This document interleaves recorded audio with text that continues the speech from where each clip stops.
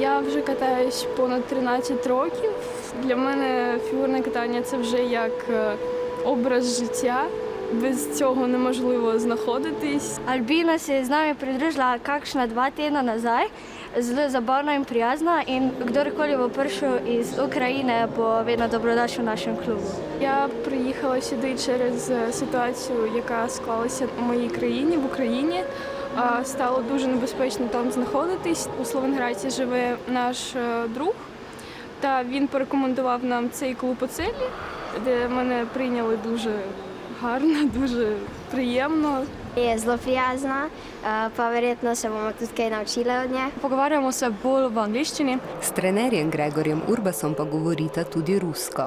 Я була 2 тижні без тренувань, та це було дуже складно, тому що я звикла, що кожен день тренування, а тут ти сидиш вдома та тільки їш, спиш та нічого більше не робиш. Treniramo vsak dan v tednu, tudi zjutraj, pa včasih popoldne, pa se tudi tako družimo.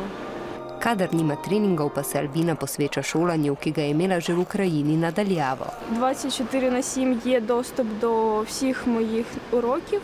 Та я можу вчитися взагалі без проблем в будь-якій країні, будь-який час, хоч вночі. Зараз я не буду брехати, дуже складно кататися, але я намагаюся відключити свої думки та розуміти, що я повинна представляти свою країну на міжнародних стартах та тренуватися у повну силу, незважаючи ні на що.